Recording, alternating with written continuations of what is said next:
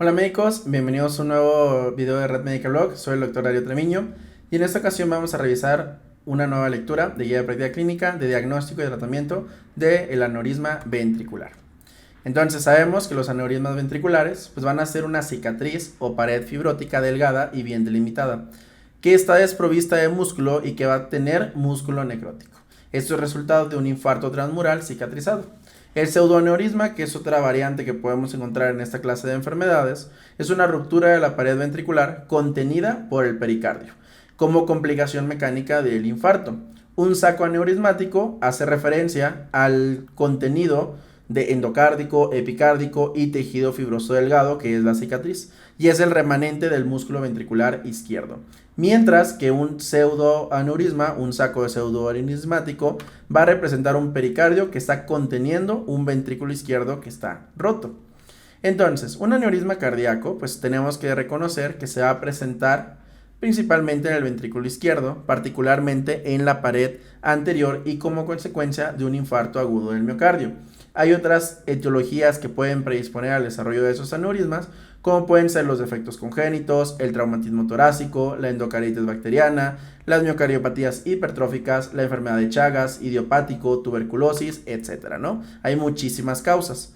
También epidemiológicamente sabemos que tiene una incidencia de los aneurismas del ventrículo izquierdo antes de la era de reperfusión del 30 al 50%. O sea, un paciente que no se reperfunde tiene ese porcentaje de riesgo de desarrollar este tipo de aneurismas. Sin embargo, en la actualidad, gracias al tratamiento intervencionista y a la fibrinólisis, se reduce al 8 al 15%.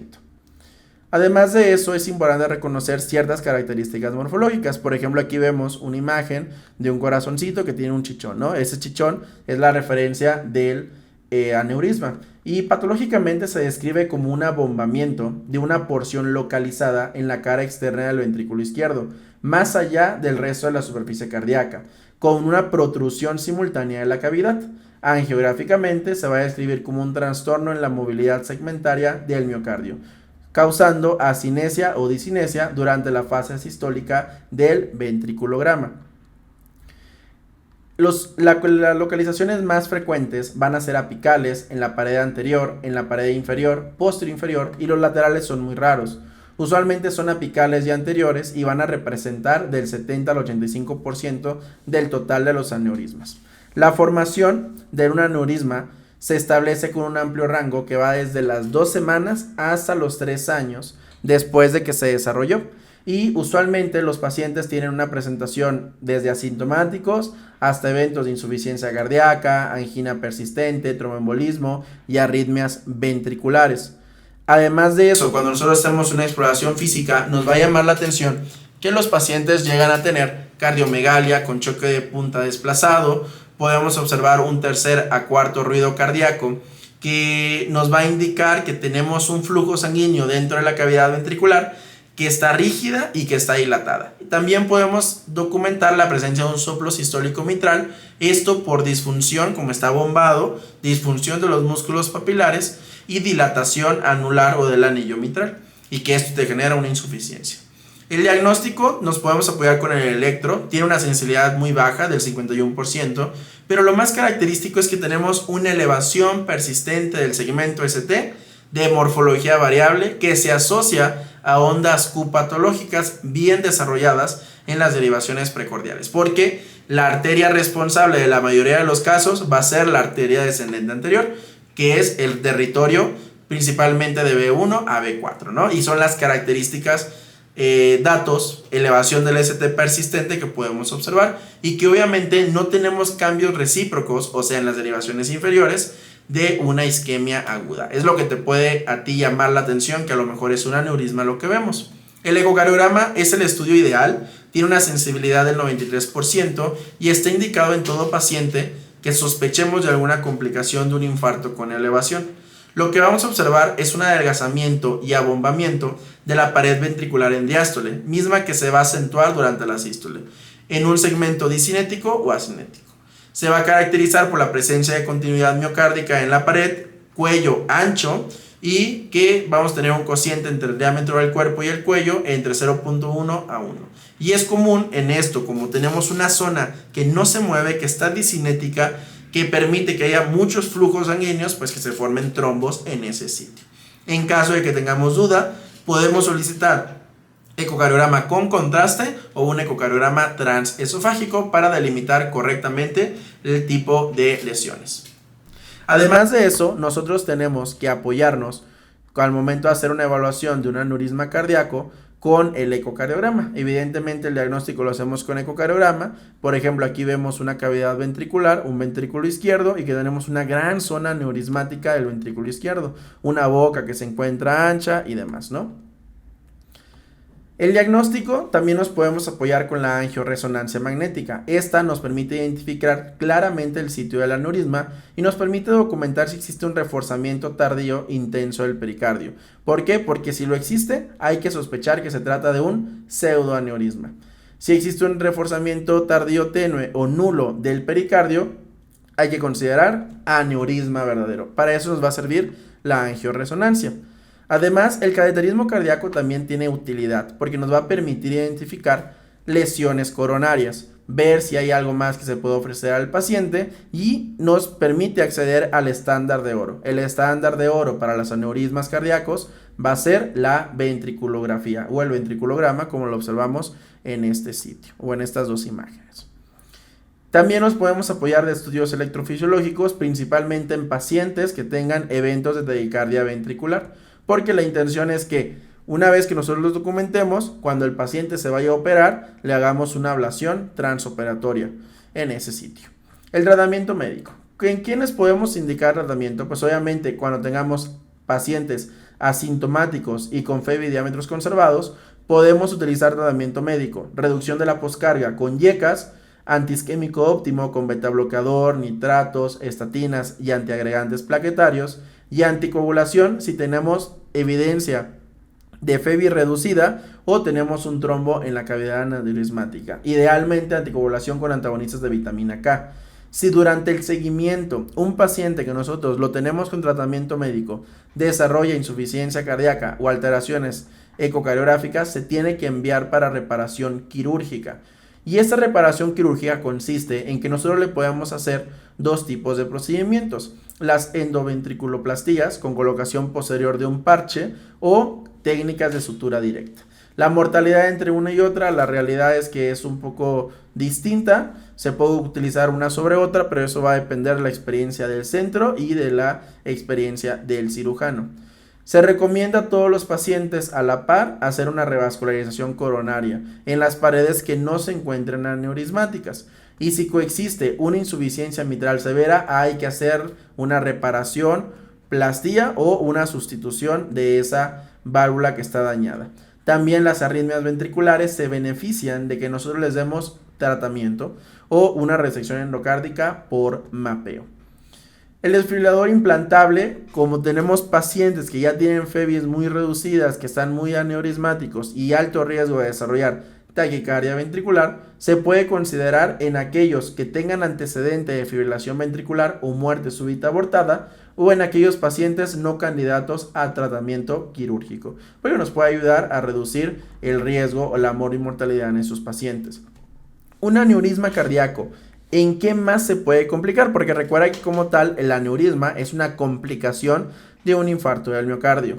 Se puede complicar en arritmias ventriculares, en angina e insuficiencia cardíaca, en infarto recurrente, en ruptura ventricular y en embolismo sistémico.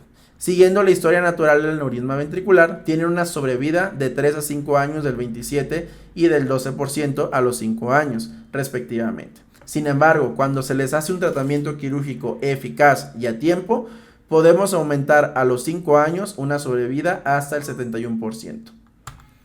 Además de eso, es importante reconocer que existen ciertas complicaciones que se pueden llevar al momento de hacer la reparación de los aneurismas. Porque después de una reparación, esta sobrevida se puede modificar. Por ejemplo, al año tenemos una sobrevida del 85 al 90%, a los 5 años del 56 al 69% y a los 10 años del 51 al 73%. Hay ciertos factores de mal pronóstico que nosotros tenemos que tener en consideración. Por ejemplo, Que aquellos pacientes que tengan FEBIs reducidas, porque tienen una mortalidad del 19%, que tengan presiones de D2BI, que es una presión que se mide del ventrículo izquierdo muy elevada, cirugías después de 30 días del infarto, que tengan choque cardiogénico o dispositivos de asistencia ventricular, como los balones de contrapulsación, la edad avanzada, clase funcional NIHA 3 y NIHA 4, la insuficiencia mitral severa y la falla renal preoperatoria. También es importante saber que a largo plazo podemos tener factores de mal pronóstico, principalmente los de edad avanzada, los que tengan revascularización coronaria temprana o en aquellos donde se tuvo que hacer la cirugía después de una falla cardíaca o el desarrollo de arritmias. La rehabilitación cardíaca es importante. Después de haber dado un tratamiento quirúrgico, es importante mandarlos a rehabilitación y se debería de iniciar idealmente de 1 a 3 semanas después de que se fue de alta el paciente. La contraparte del aneurisma ventricular es el pseudoaneurisma. Esto se reconoce como una ruptura de la pared ventricular contenida por el pericardio. Es una complicación mecánica de un infarto del miocardio con elevación del segmento ST. Tiene una incidencia del 6.2%, se localiza más frecuente posterior o inferior y es altamente susceptible de ruptura. El no tratarlos quirúrgicamente impacta en la sobrevida al año del 5% en comparación del 75% cuando sí son intervenidos e incluso cuando ya se les hizo revascularización coronaria.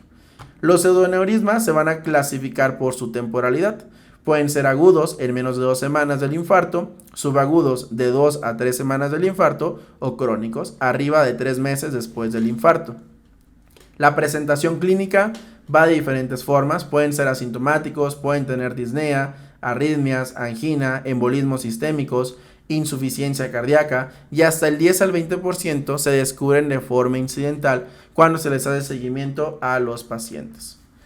También importante, el diagnóstico por ecocardiograma nos va a permitir identificar estos pseudoaneurismas. Recuerda que se caracterizan, a diferencia de los otros, que acá tienen un cuello estrecho, tienen trombosis de la cavidad, tienen pared de aspecto fibroso y paso de flujo desde el ventrículo a la cavidad. La ventriculografía izquierda, que es el ventriculograma, es el estándar de oro y la angiografía coronaria nos puede ayudar a determinar si hay arterias que están afectadas en este territorio, o sea, por ejemplo, la descendente anterior, coronaria derecha, circunfleja, etc. El tratamiento pues es la reparación quirúrgica, no hay de otra forma, es considerada el tratamiento de elección, la mortalidad transoperatoria es del 13 al 29% y se recomienda resecar hasta después de 4 semanas para poder tener un tejido fibroso maduro y hialinizado y evitar que tenga mayor riesgo de complicaciones. El tratamiento conservador tiene una mortalidad del 50% en los primeros 2 años y un riesgo de ruptura de este pseudoaneurisma del 30 al 45%, o sea, el riesgo es muy alto. Aquí tenemos algunas diferencias, principalmente yo les recomendaría que se enfocaran en diferenciar el aneurisma ventricular al pseudoaneurisma. La localización más frecuente del aneurisma ventricular es en el ápex y en la pared anterior, mientras que en los pseudoaneurismas es posterior o inferior. En el ecocardiograma pues tenemos un cuello ancho y acá el cuello es angosto y las demás cosas que están acá, ¿no? Y por último vemos este algoritmo. Este algoritmo nos va a permitir identificar pacientes que tengamos con un infarto no reperfundido, con elevación. Hay que valorar, el paciente tiene alguna de las complicaciones siguientes: falla cardíaca refractaria, angina persistente, embolismo arterial, arritmias ventriculares o insuficiencia mitral. Si es el caso, hay que realizar un ecocardiograma en este paciente. Vemos si tiene pseudoaneurisma, si lo tiene hay que plantear una cirugía. Si lo que tiene es un aneurisma, hay que ver si tiene taquicardia ventricular sostenida. Si tiene taquicardia ventricular, se le hace estudio electrofisiológico preoperatorio, se le hace cateterismo cardíaco y después se le hace cirugía.